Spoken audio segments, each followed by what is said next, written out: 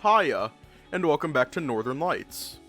The game that teaches us that, the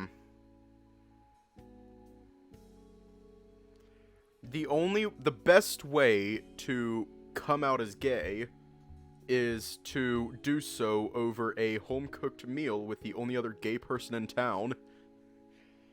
So we're going to play the new content, and then we're going to go over some of the new changes, because I read the patch notes, and there's some new changes, so I'd like to see those.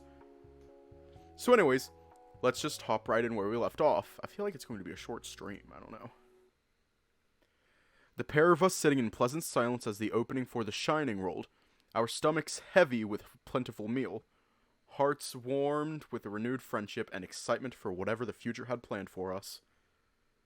When the movie ended, Aldrich stood up from the couch and stretched his arms high. My eyes drawn towards his briefly exposed midriff, quickly looking away before Aldrich could spot my glance. Yeah, they're watching The Shining. Man, what a crazy movie, seeing Jack go all stir-crazy. Crazier to think about how that kind of stuff can actually happen. Not the ghost, just going mad from being so isolated. Yeah, you know most of the book was written in a mountain hotel? Maybe it even made him a little stir-crazy in the process. Well, one thing is for sure, you're the only guy I trust to get us through a horror movie situation. Why is that? I'm just a little odder. Cody? Cody. Cody. Cody. Dear boy, hang on, I'm gonna do a thing. Yeah. There we go. Cody. Cody. Cody. Cody. I don't trust anyone. I don't trust any character who just says, oh, I'm just a little guy. Chase Hunter was a little guy. And he's a fucking murderer. Why is that? I'm just a little otter. It's not always about bronze. Need to have brains too. A level head. With your experience making the films, you seem the sort to keep a clear head and make the right calls. Chuckling at the compliment, I nodded softly to the shepherd's words, pulling myself up to my feet with a long sigh. Teamwork, eh? I'll make sure the car has gas so long as you make sure to knock the head off anything that comes after us, deal? The shepherd laughed heartily, beaming with delight. Cody about to enter his Echo era. Aw, fuck. You got it, Cody. Guess I should head home, though? Wait. Hiya. When are you heading over to college to get squared away? I'm going over to the library in the morning. Reckon I'll head to the campus after. Hopefully I'll see you there. Should call Devin and see if he wants to meet up. Well, see you tomorrow, Cody. Good night, Aldrich. The shepherd patted me on the back with a smile, his bushy tail wagging happily, though he stopped just as he was about to leave. Hey, wanna go on a little adventure tomorrow after college? I cannot remember the voices that I gave them. Could be your choice or Shepherd's choice. What do you say? Shepherd's choice. I replied with enthusiasm, already excited to find out what he might have cooking up in his head for an adventure. Sweet. See you tomorrow. I'm just going to give them both my natural speaking voice and Vincent daddy voice. With that, he headed off, and I then soon realized it was almost 1 in the morning. I hurried to get myself ready for bed, soon curling up for the first night of sleep in my very own apartment. It is! Like, oh my god.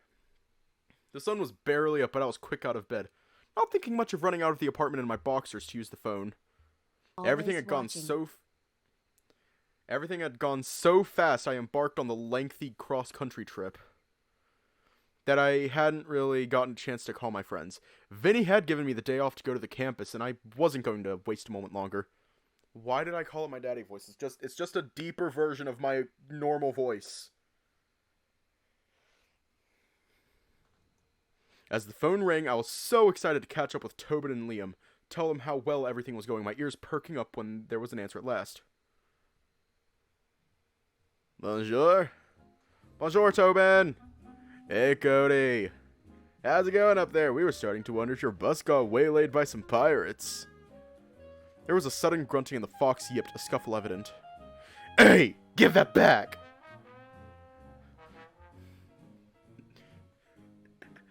What voice?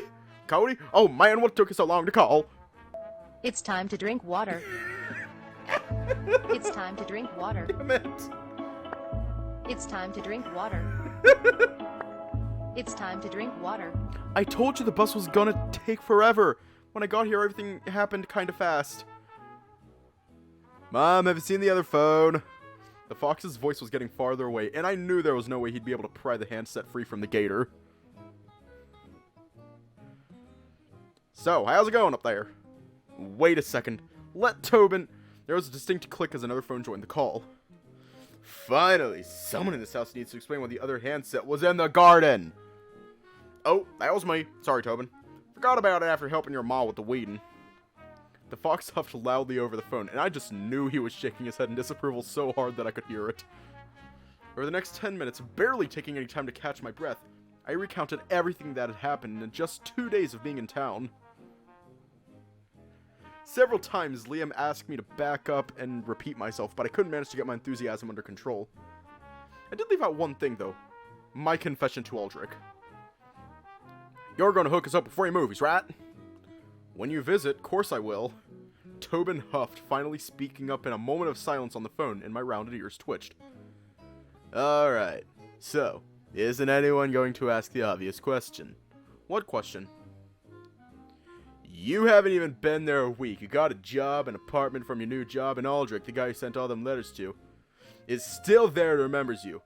It's a little bit odd, yeah? Well, what's all about it? Just more Cody being Cody.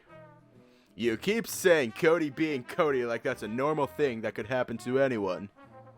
There's luck, there's weird, there's Deus Ex, then there's Cody.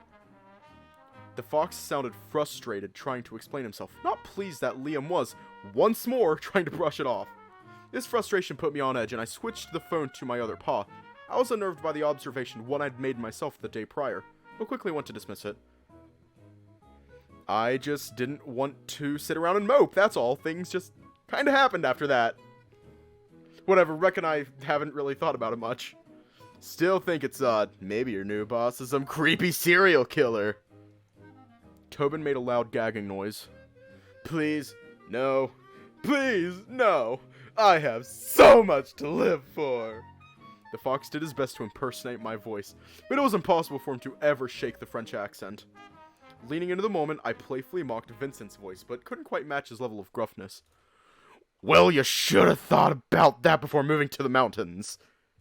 Little otter far from his rivers, what did you think would happen? Liam made a couple crude laughs, the sort that sounded like they might be coming from some backwoods yokel.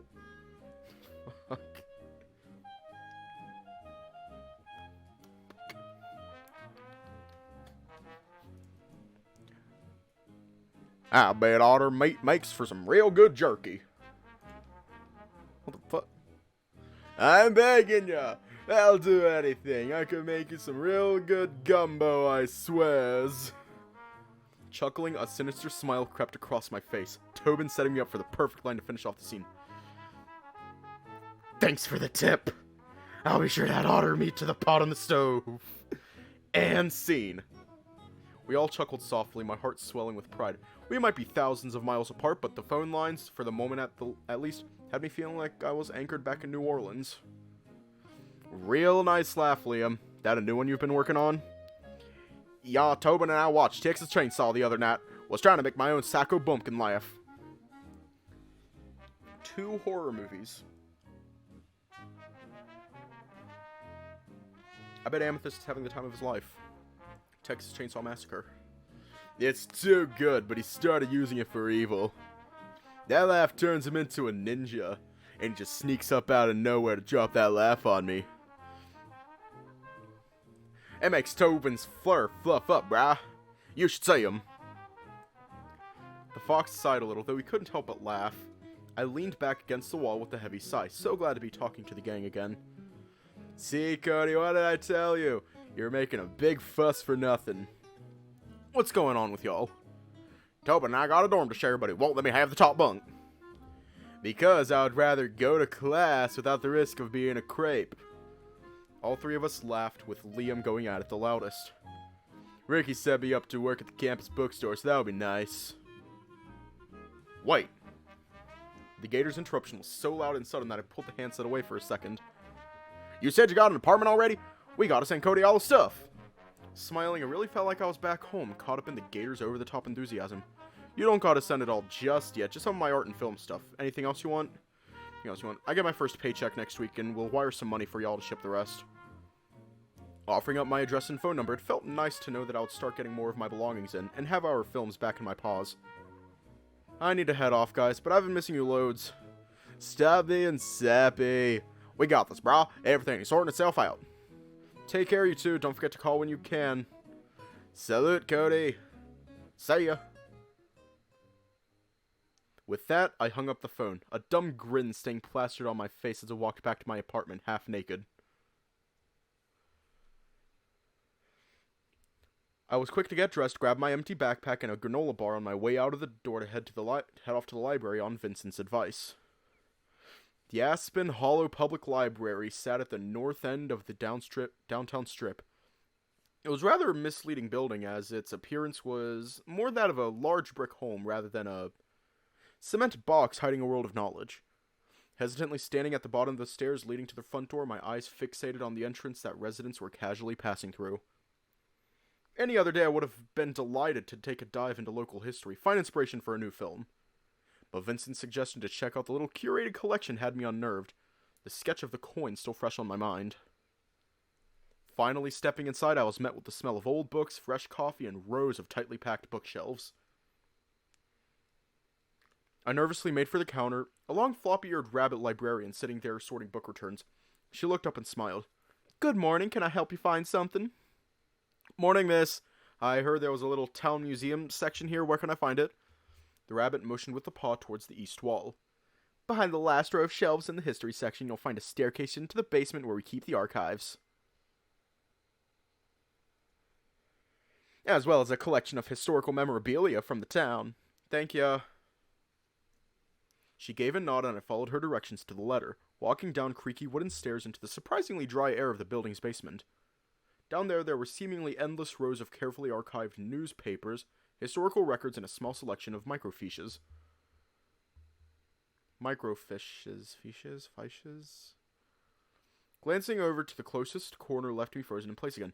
Two jewelry counter-style glass cases stood, and a third tall one showcased town artifacts. "Yeah, hiya." Maybe he misremembered. Told myself reassuringly, trying to trick myself into believing that I wouldn't find any coins on display. With a heavy sigh, I made myself look into the first case, full of mining kit pieces, bits of rock, and fossils found in the area.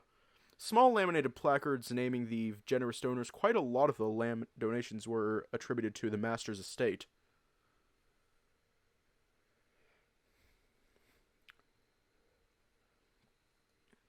The next case displayed more of the town history itself: old streetcar tickets, vintage photographs, a charred wooden cross, ticket stubs for an old cinema.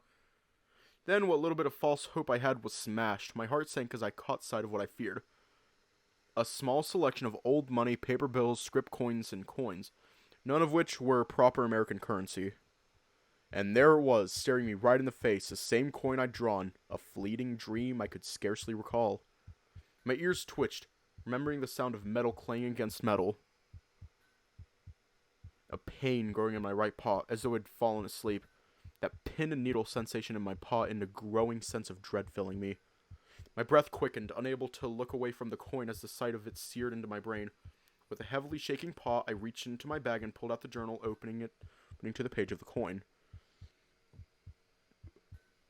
Staring at the sketch, then back at the coin, my eyes darted back and forth between the two.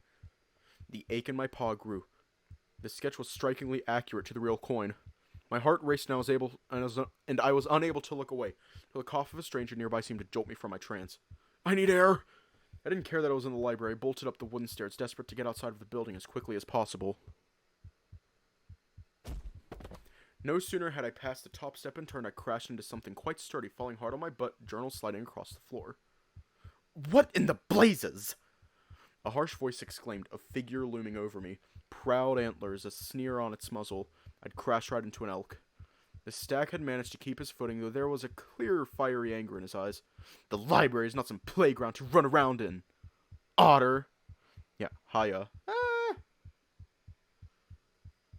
There was a hint of vitriol in the words spoken by the elk stranger. He glanced and picked up my journal from the floor, not even offering a paw to help me up.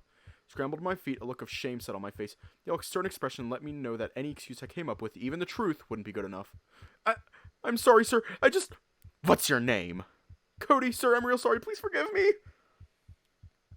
The elk snorted, thrusting the journal firmly against my chest.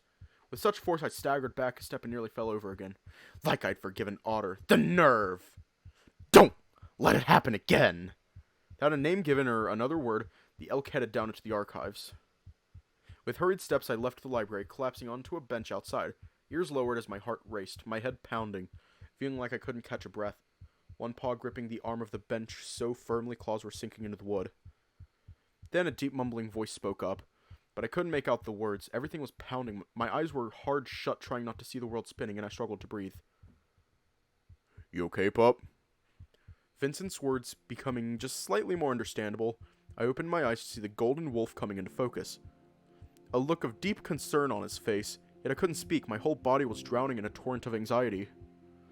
OMG, Dilf. Ah! Dilf. The wolf's ears perked. He took a seat next to me on the bench and gently rested an arm over my shoulder, gripping my right arm in a firm yet gentle fashion. Easy, Cody. Easy. It's going to be okay.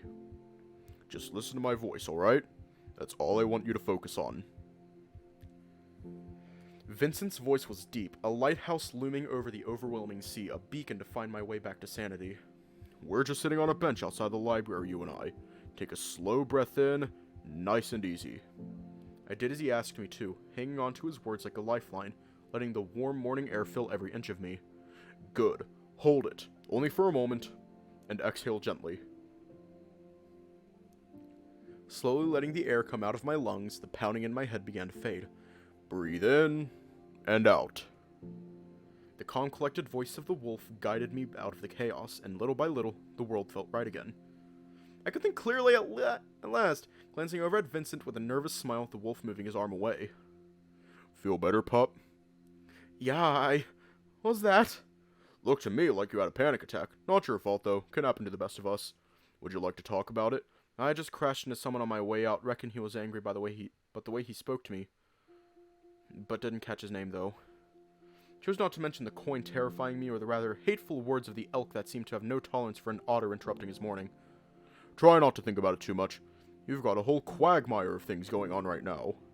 New life, new job, college. It's alright to get a little frazzled now and then.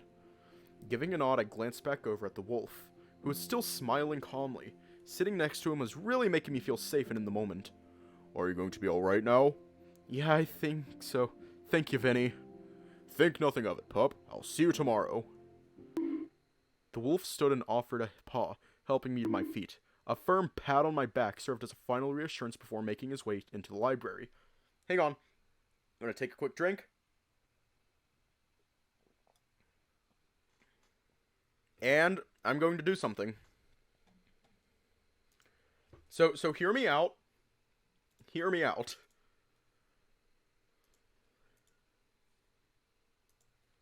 Hear me out. Damn it. Ah, fuck. Wait, hang on. There we go. No, not naked, Finny. Okay, goodbye. Ah! Hang on. Well, can I...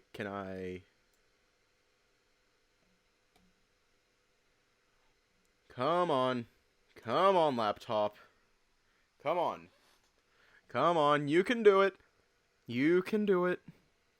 You can do it. Come on, let's cheer on my laptop. Let's cheer on my laptop. You can do it. Also, bye. Ah! We gotta cheer it on. And there we go. I'm just gonna put that right there. I feel like it'd be amazing if you wore a shirt that just said DILF. Like, that would make me so happy. Laptop, come on, only a few more lines. Why the DILF? I don't know, but he's a DILF. So, can you bonk everyone right now? No worries. No need to. Yuan, I will send myself. I'm gonna send myself. The draining sensation of the panic attack was over, and I figured it was best not to let it drag my morning down. I pulled out the town map from my bag, finding my way to the nearest bus stop. Climbing aboard once it arrived, setting off to see the campus for the first time, to find out what surprises Aldrich had in store for me. Ah, shit.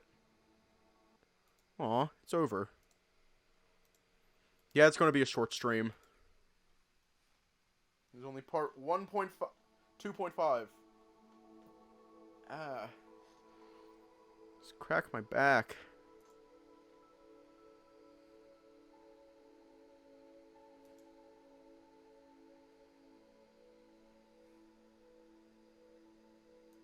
It was nice.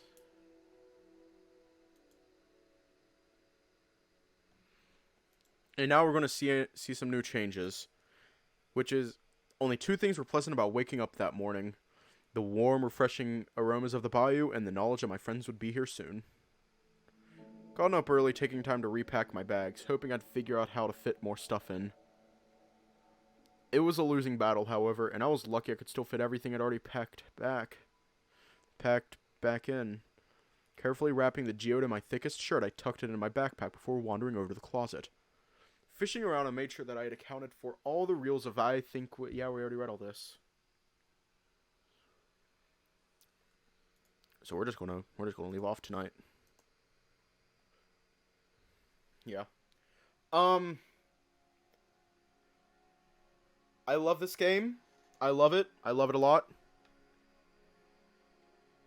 Let me check something. You know what? You know what? You know what? Extra stream. There's going to be an extra stream tonight. There's going to be an extra stream tonight. New game.